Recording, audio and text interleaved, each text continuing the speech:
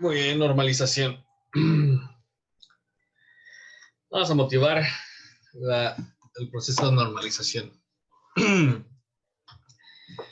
El problema por el cual tenemos que hacer esto es que la tecnología de secuenciación es muy variable, ¿no? A pesar de que uses la misma máquina, que la misma persona corre la máquina, pero por decir algo, si cambian los reactivos un poquito, si cambia la temperatura del día donde estás corriendo la máquina o el porcentaje de humedad, todas esas cosas afectan a nuestras máquinas. Y eso lo que genera es diferencias en los datos. Y entonces, puede generar diferencias porque cambia la eficiencia de la aplicación de PCR, la captura de cDNA, o simplemente puede que hayas tenido diferentes presupuestos, ¿no? Entonces la idea es intentar eliminar todo lo que podamos de esos efectos antes de hacer el análisis. Nunca es perfecto, ¿no? Nunca es perfecta la normalización, pero digamos, es lo que se puede hacer con métodos estadísticos, ¿no? Entonces esto ocurre sin importar cómo hayan diseñado su experimento. Pueden haber tenido un experimento balanceado, súper bonito, pero aún así, y que digamos en apariencia haya salido bien, pero igual tienen que hacer la normalización. La idea es que la normalización solo considera sesgos tecnológicos, nada biológico. Y la corrección de estos, sesgos, la idea es que sean nada más cosas técnicas, no nada biológico. No queremos modificar la biología en este punto. Digamos, a pesar de que métodos de normalización se empezaron a desarrollar desde la era de los microarreglos, ¿no? Sigue siendo un área de desarrollo, y muy seguido salen nuevos métodos de normalización y así. Ahorita lo que vamos a hacer es lo que se llama scaling normalization, que es cuando multiplicas tus valores, tus cuentas, por un scalar en inglés, que es escalar en español, creo, un valor numérico,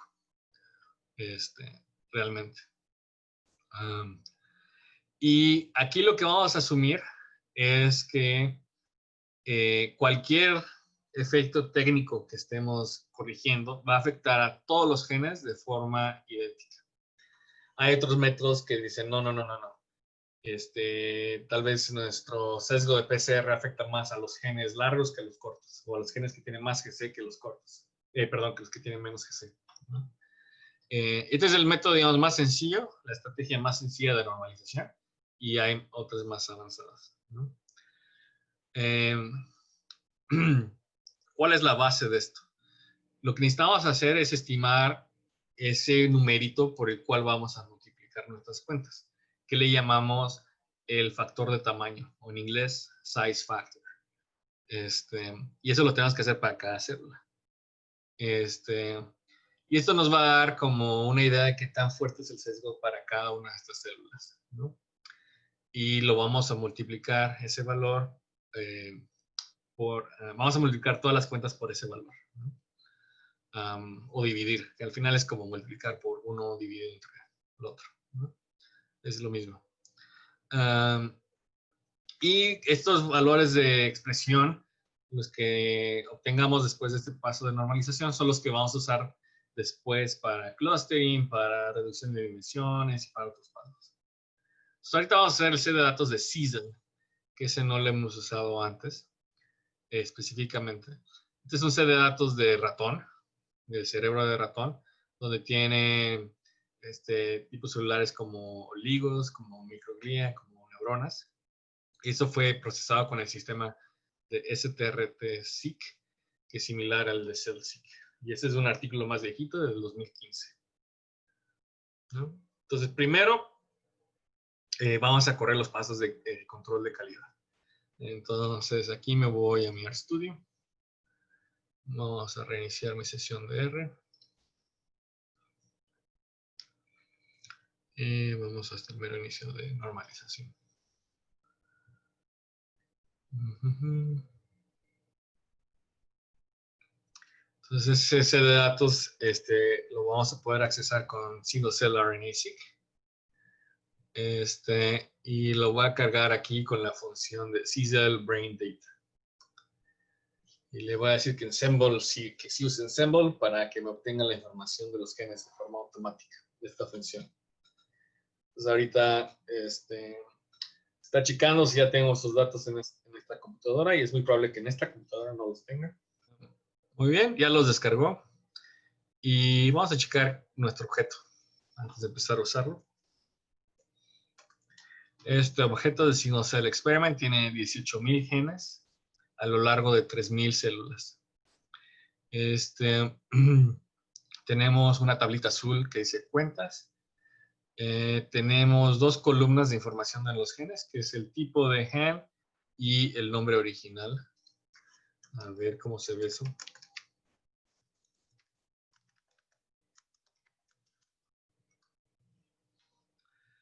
El nombre original es otra forma de decirle símbolo. Ok, bueno, viene aquí en no viene todo en mayúsculas. Tenemos 10 columnas de información de las células. Aquí viene como el tejido, el grupo y otras cosas. Tenemos 2 experimentos alternativos. Aquí en este caso vemos que sí tenemos ERCCs. Tenemos algo de repetidos. Entonces vamos a usar Skater para decirle, ok, vamos a identificar cuáles son los genes mitocondriales, ¿no? Que en este caso es una columna de feature type. Y vamos a usar la función Percell QC Metrics. Esta no la vimos específicamente porque corre, digamos, otras cosas que, digamos, esas 2 funciones, Percell Quality Metrics y Quick Percell Quality Control, son 2 funciones que van a correr de forma automática isOutlier. Pero nosotros queríamos enseñarles la forma más esencial de correr estas funciones, que es realmente aprender a usar isOutlier, ¿no? Estas 2 funciones son para si ya quieres correr como estos pasos de forma más rápida, ¿no? Así, al escribir menos código. Entonces aquí vamos a encontrar células que necesitamos eliminar y va a venir, en nuestro objeto QC va a venir una columna que se llama discard, que es lo mismo que podríamos haber generado antes con isOutlier. Y en este caso vamos a eliminar las células de baja calidad, ¿no? Aquí, nada más antes de eliminar, voy a checar cuántas son. En este caso vamos a eliminar 190 células, ¿no?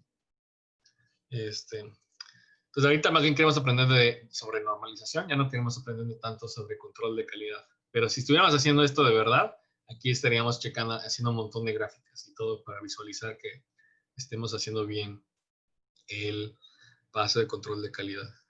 Entonces hasta ahorita ya cargamos esos datos y corrimos el proceso de control de calidad. Ahorita lo corrimos como cajita negra, ¿no? Sin checar nada, ¿no? Entonces ahora vamos a empezar el paso de normalización por tamaño de librerías. Esta es la estrategia más simple que tenemos para usar este paso de normalización por escalar, ¿no?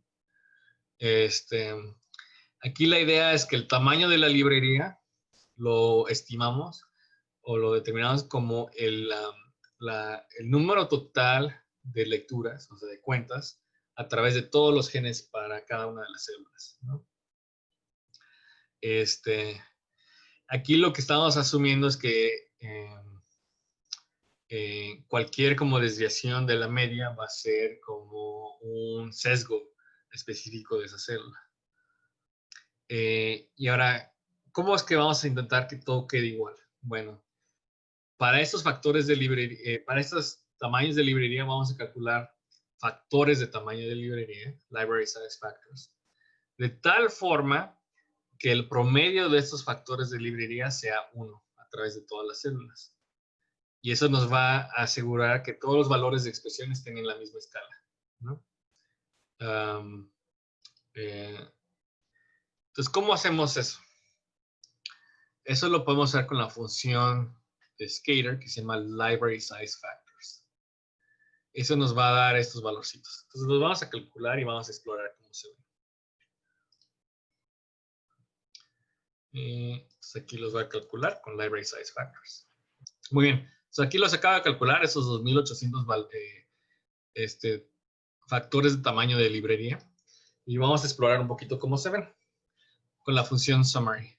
Aquí podemos ver que la media es justamente 1, porque para eso están diseñados. Y tienen un rango desde 0.17 hasta 4.06. Entonces, así es como su distribución, ¿no? Podemos visualizar esa distribución usando la función ist, para así creamos un histograma. Y se ve que la mayoría están cerca de aquí lo puse en logaritmo 10, ¿no? Entonces, la mayoría está cerca de 0, que sería 1, ¿no? Que es la media, ¿no? Porque el logaritmo base 10 de 1 te da 0. Entonces, la mayoría está aquí cerca de ese 1, pero hay otros que ¿no? son menores a 1 y otros que son mayores a 1, ¿no? Y está medio simétrica esta distribución. Lo que también podemos hacer es calcular la suma de las cuentas para cada una de las células. ¿Cómo extraemos las cuentas? Con la función count, ¿no? Y tenemos aquí un renglón por cada gen y una columna por cada célula. Entonces, con la función callSum de R básico, podemos calcular esa suma a lo largo de todos los genes, ¿no? La suma de las cuentas. Entonces, este también va a ser un vector LS de Library Size, Sizzle, va a también ser un vector de 2815 valores. Entonces, ahorita ya podemos comparar el tamaño de factor de librería contra el library size. Y vemos que es una relación lineal, ¿no? O sea, todo en la diagonal, ¿no? Aquí le puedo agregar una límite.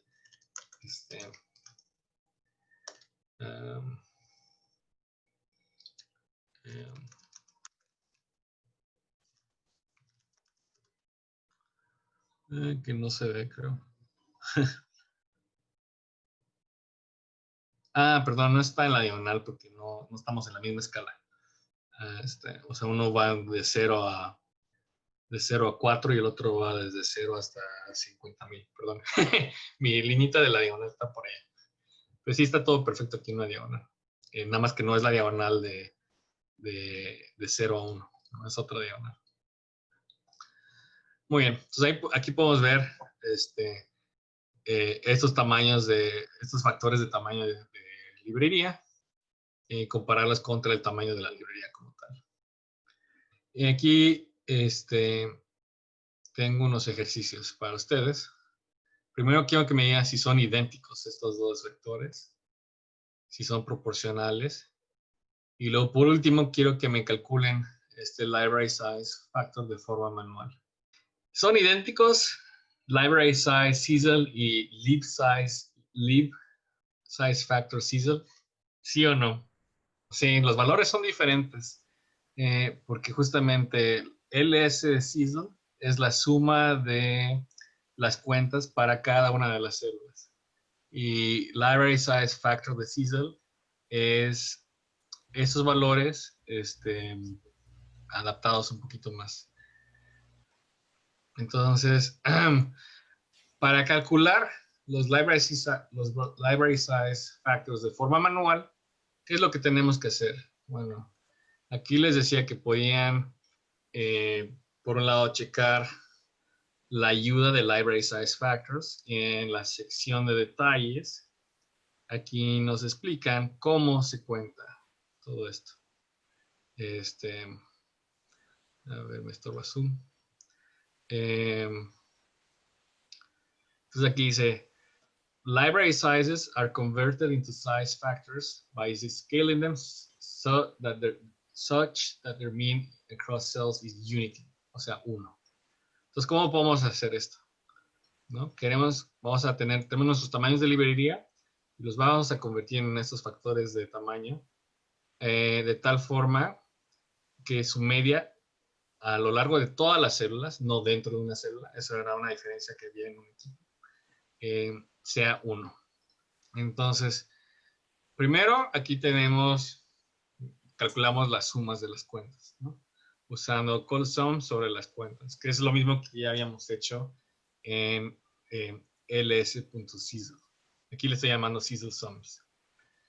Ahora, para asegurarnos que su media sea 1, la forma más sencilla de hacer eso es dividirlo por la media actual que tienen, ¿no? Entonces aquí tenemos un valor por cada célula.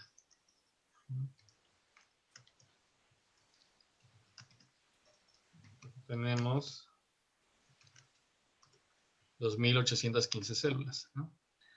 Entonces, si estos tamaños de librería los dividimos por su media, así podemos obtener los size factors, y aquí puedo checar al final con identical y si son los mismos, ¿no? Otra forma de hacer esto es, que es por lo cual yo puse ayer que a mí luego me gusta buscar el código fuente de las cosas. Aquí dice que la función library size factors ahora es del paquete de Scuttle. Entonces aquí, por ejemplo, aquí está definida library size factors, esa función.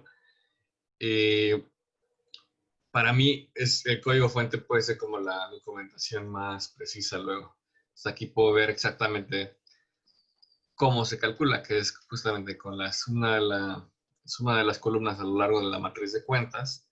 Y una vez teniendo esos factores, los divides por su promedio. Entonces ese es el caso de cómo lo estábamos calculando ahorita. Hay más aquí código extra para otros escenarios más complicados y así, ¿no?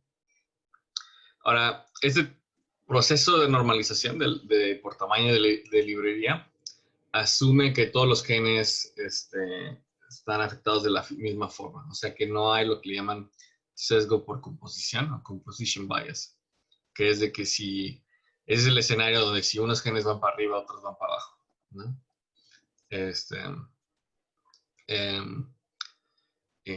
Pero bueno, no siempre es el caso, ¿no? Puede que haya escenarios donde unos genes van para arriba y ningún otro va para abajo, y entonces simplemente obtuviste mayor expresión. Eh, y eso no lo toma en cuenta este tipo de normalización, ¿no? Ahora, ¿qué pasa? Este escenario no es válido generalmente con datos de single cell RNA-seq, ¿no? Sin embargo, puede ser que sea suficientemente buena, ¿no? Generalmente este tipo de normalización no te afecta mucho para análisis exploratorios, ¿no? O sea, no te va a afectar mucho en la identificación de tus clusters y en la identificación de los cambios de expresión y de dirección entre los clusters. Pero sí te va a afectar para eh, otros análisis estadísticos posteriores, como el de expresión diferencial, ¿no? Entonces, hay métodos más complicados. Uno de esos métodos es lo que le llaman normalización esto lo busqué, deconvolution, según lo que encontré, se dice en español de circunvolución. Pero la verdad no sé si se diga así. Entonces vamos a ver cómo funciona este tipo de normalización más avanzado. La idea es que nos va a ayudar a eliminar estos sesgos por composición, ¿no? Fuera de single cell, en el mundo de RNA-seq, eso se puede hacer con funciones como calc norm factors, calcular factores de normalización del paquete HR, o estimar tamaños de factor del paquete bseq2. Aquí en ambos escenarios, los métodos estadísticos asumen que la mayoría de los genes no están diferencialmente expresados entre las condiciones. El problema es que estos métodos no los podemos usar en single cell RNA-seq porque estos métodos no toman en cuenta la naturaleza de los datos que tenemos nosotros. En single cell RNA-seq muchos genes tienen ceros, y eso es porque tenemos muy poquitas lecturas por cada uno de los genes, porque al fin, en contraste con métodos de bulk RNA-seq, estamos secuenciando muchas menos lecturas por cada muestra. En nuestro caso, las muestras son células. En el caso de bulk RNA-seq podría ser todo un tejido. Entonces, Scran, que es uno de los paquetes que hemos estado usando, tiene un método de normalización diseñado para single cell RNA-seq.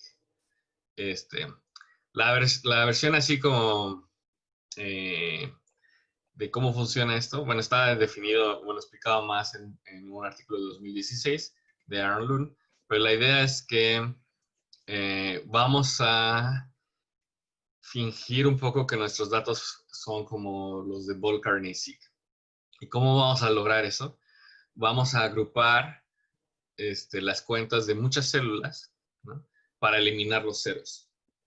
Entonces, primero, para encontrar cómo vamos a agrupar esas células, tenemos que encontrar grupitos de células que se parecen, digamos, ¿no? Entonces, este método involucra encontrar primero células similares, después juntar las cuentas de esas células similares para reducir el número de ceros, utilizar en ese espacio, digamos, reducido el método de normalización por composition bias, y después usar de circunvolución para entonces ahora obtener un factor de tamaño para cada célula, ¿no? Entonces es un poquito complicado y vamos a verlo un poco en acción. Entonces, ¿qué es lo que necesitamos hacer? Bueno, tenemos que cargar el paquete Scran. Este es un proceso que también usa simulaciones para que no sea tan complicado, para no tener que usar todos los datos. Entonces aquí vamos a usar una semilla de 100 para que nuestro resultado sea reproducible. La función QuickCluster, esta realmente nada más es para que lo usemos en este escenario, no es para que lo usemos como encontrar nuestros clusters finales. Es nada más para el proceso de normalización. Y este método de QuickCluster va a generarnos unos clusters usando k-means, así que para que sean medio rápidos, de células que se parecen. Ya teniendo los grupos de células que se parecen, ahora podemos usar la función CalculateSumFactors, donde le damos nuestro objeto de single cell y le damos estos grupos de células que se parecen. Teniendo eso en cuenta, entonces ya podemos encontrar factores para nuestra normalización que toman en cuenta este sesgo de composición.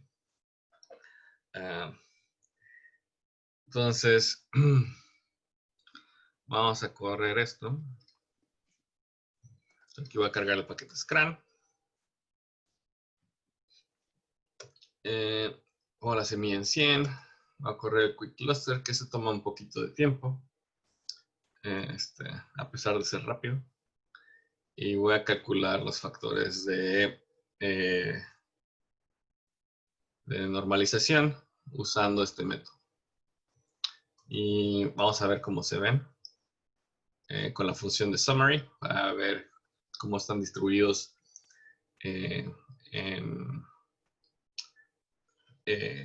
y se parecen un poco a los que teníamos antes, ¿no? También, los que teníamos antes iban también desde como .16 hasta 4.02, una cosa así.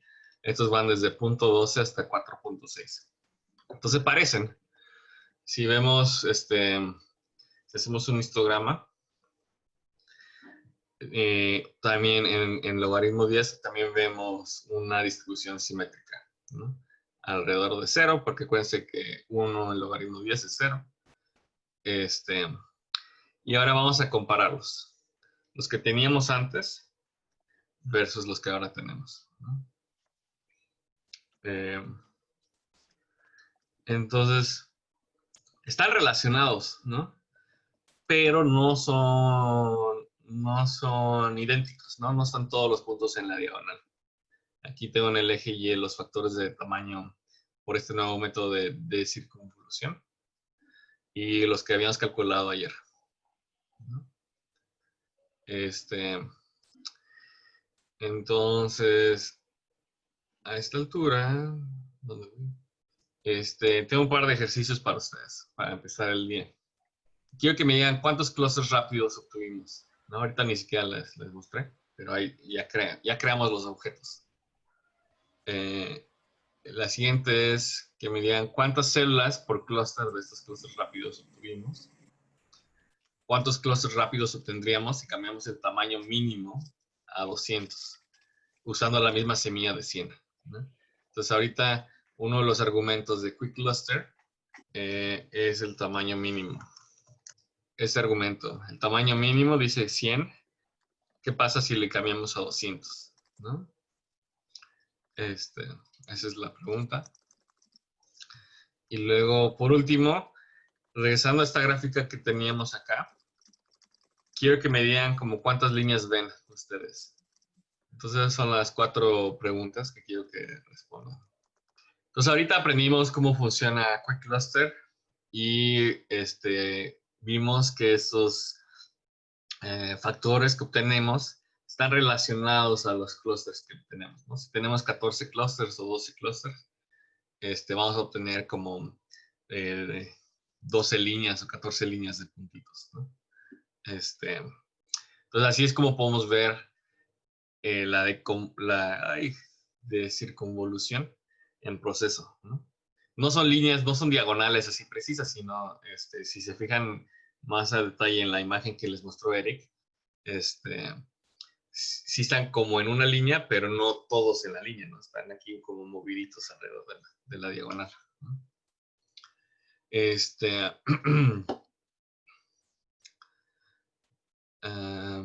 lo hicimos.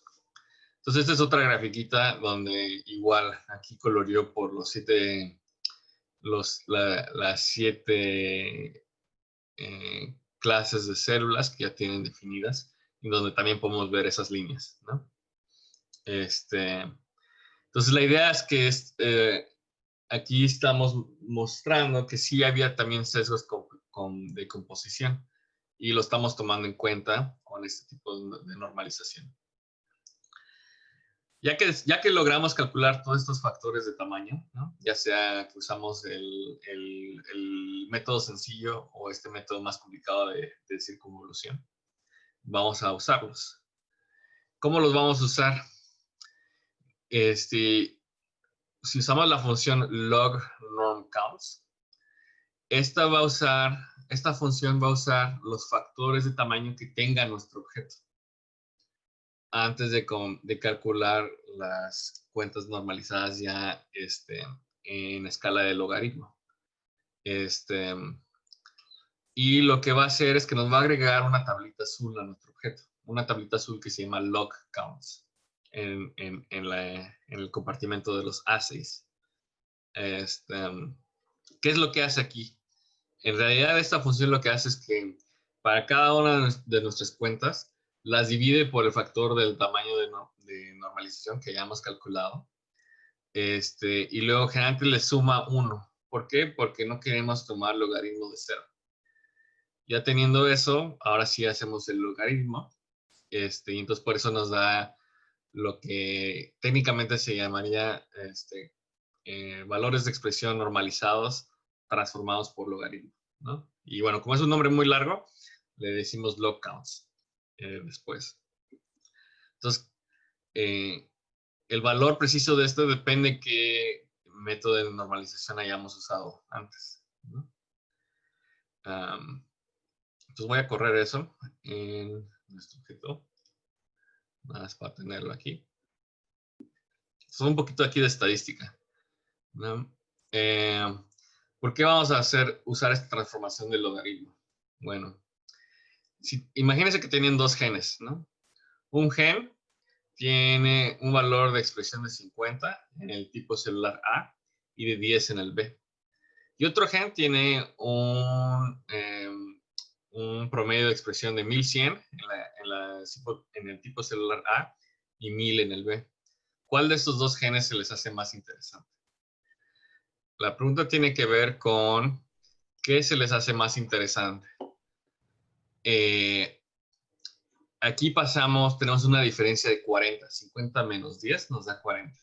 En el segundo gen tenemos una diferencia de 100, ¿no? Entonces puedes decir, no, pues una diferencia de 100 es mucho más interesante que una diferencia de 40. Esa es una forma de ver las cosas. Otra forma de ver las cosas es decir, mira, si encuentra entre 10, nos da un cambio de 5 veces, ¿no? Un factor de multiplicación de 5. En cambio 1100 dividido por 1000 nos da un factor muy pequeño, ¿no? Es como, ¿qué es? 1.1, creo, ¿no? Entonces, 1.1 pues no es tan interesante como 5, ¿no? En factor de cambio. Entonces, esa es una cuestión que luego depende de qué es lo que depende luego de qué estén estudiando, ¿no? Pero generalmente pensamos que un cambio de 5 es mucho más interesante que uno de 1.1, ¿no? Entonces, por eso nos vamos a enfocar más en los logaritmos. ¿Por qué? Porque la transformación del logaritmo nos hace ver más estas diferencias de forma relativa, no absoluta. Absoluta es 50 menos 10, que nos da 40, y 1100 menos 1000, que nos da 100, ¿no? Relativa es esto de 50 dividido entre 10, que es 5, ¿no? Entonces, cuando estamos viendo datos en la transformados por logaritmo, lo que estamos viendo son cambios de expresión, bueno, log fold changes, ¿no? Cambios de expresión en base logarítmica. Y esto nos va a ayudar porque muchas cosas que vamos a ver después están basadas en lo que se llama la distancia euclidiana. Pero si estamos calculando la distancia euclidiana en datos ya transformados por logaritmo, entonces vamos a estar viendo diferencias relativas en vez de absolutas, ¿no? Muy bien. ¿Por qué le agregamos 1 a los valores? Bueno, la idea es que al agregarle un pequeñito valor a las cuentas antes de transformarlas por logaritmo, nos ayuda, primero, para que no tengamos valores de infinito negativo, ¿no? Que es lo que pasa cuando haces un logaritmo de 0. Pero también para disminuir el rol de diferencias en genes que están muy poquito expresados, ¿no? Si tenemos un gen que en promedio tiene una expresión de 0.01 en la condición A y en la condición B tiene un promedio de expresión de 0.04, ese es un cambio enorme, ¿no? 0.01 contra 0.4 es un cambio de 40 pero tiene una expresión muy, muy, muy bajita. Y 0.1 y 0.01 y 0.4 realmente a nosotros no nos interesa porque es como casi ni se expresa, ¿no? Y puede ser que ni lo podamos medir bien, ¿no? Entonces, al agregarle 1 a los valores de las cuentas, le quitamos peso a esos valores de expresión muy bajitos, ¿no? Entonces, por ejemplo, al agregarle 1 ya se vuelve 1.4 contra 1.01 y ya no es 40 ya es a ver cuánto es.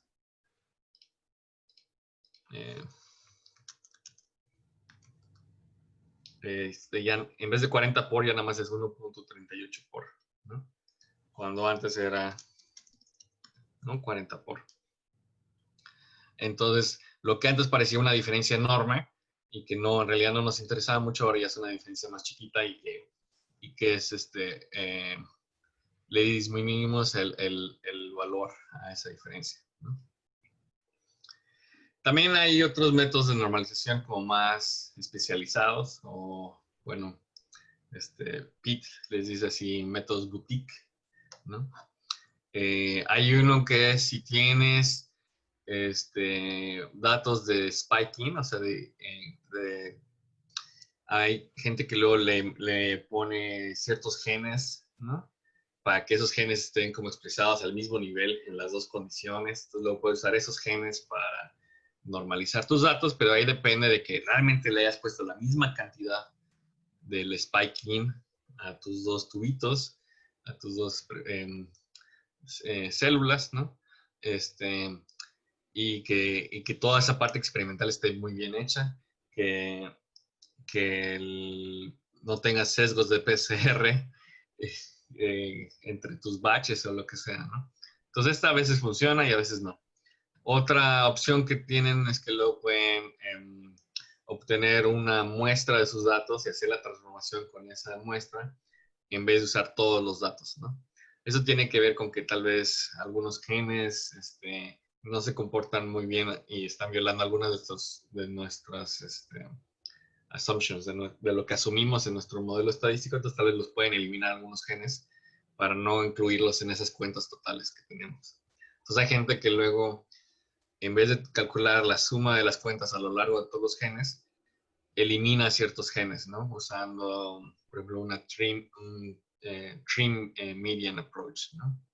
Donde usa median, usa la mediana y eliminan así los genes extremos y nada más se quedan con los de medio, ¿no? Para calcular los factores de normalización. Bueno, hay métodos, por ejemplo, en DSIC2 que intentan estabilizar el cálculo de la varianza. Entonces aquí hay varios métodos, ¿no? Extras. Entonces, en resumen, en esta parte de normalización aprendimos a usar Quick Cluster para después usar Compute Some Factors y así obtener factores de normalización usando este proceso de circunvolución. Pero también podemos usar Library Size Factors. Cualquiera de los dos le va a agregar a nuestro objeto de Single Cell Experiment la información de esos factores de tamaño, de tal forma que la función log_norm_counts los va a usar al calcular nuestras cuentas normalizadas en escala de logaritmo. Vimos que estos pasos son adecuados, ¿no? Muchas veces la normalización sencilla que vimos es adecuada para clustering, pero la de circunvolución es mejor para si quieren hacer análisis de expresión diferencial más adelante. Y la transformación del logaritmo es como fácil de interpretar, bastante útil, rápida, ¿no? Hay personas que usan otras transformaciones, ¿no? Pero no las vamos a cubrir nosotros. Pues hasta ahorita vamos aquí al final de normalización. Vamos a ver cómo es la selección de genes.